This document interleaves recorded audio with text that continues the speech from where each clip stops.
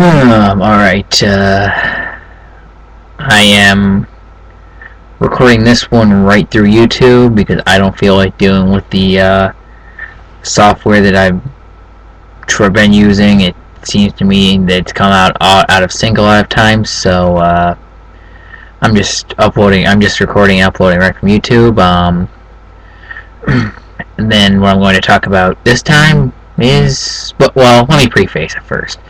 As I've mentioned, I watch wrestling, WWE, mostly Raw. I don't catch SmackDown too much because I work.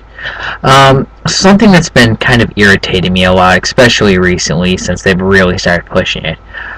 And that would be the WWE's especially recent obsession with Twitter. And Twitter is what I'm going to be focusing on here. I just figured I'd preface it with that because that's kind of what's been kind of getting me a little irritated.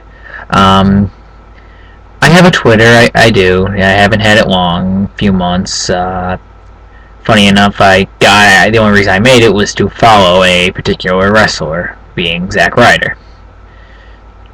But, yeah, I do have a Twitter. I do look at it a lot, actually. I don't know why. I don't tweet very often. There's that's a verb, ain't it? Why is that a verb? Anyway, but yeah, I do use Twitter, but it just kind of annoys me. Like, how do I put this? I mean, I don't have this huge, super huge problem with Twitter until I hear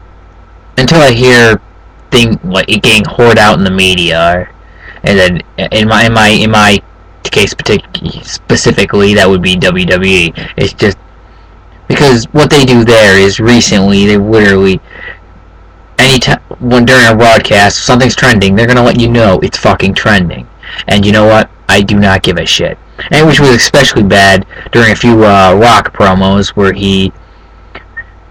at one point I believe he called himself the most electrifying man in Twittertainment.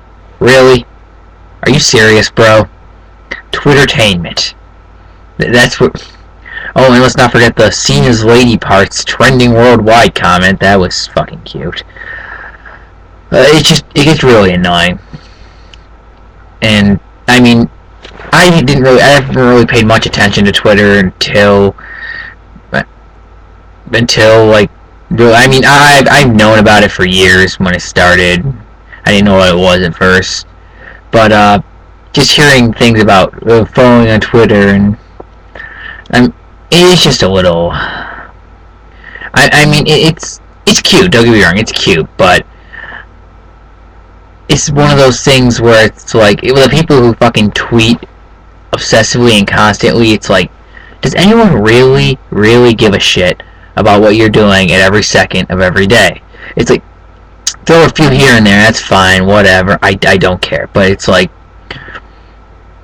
does anybody really give a shit about what you're doing every 10 to 15 fucking minutes? And there's people who tweet like that. There's people who fucking do that.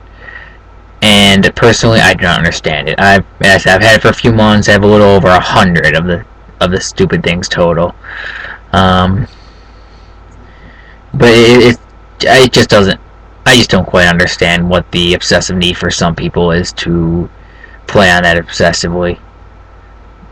As it is, I actually follow a lot of people. Well, I shouldn't say a lot compared to some people, but my following list is a lot bigger than my followers list, which is fine. I don't expect people.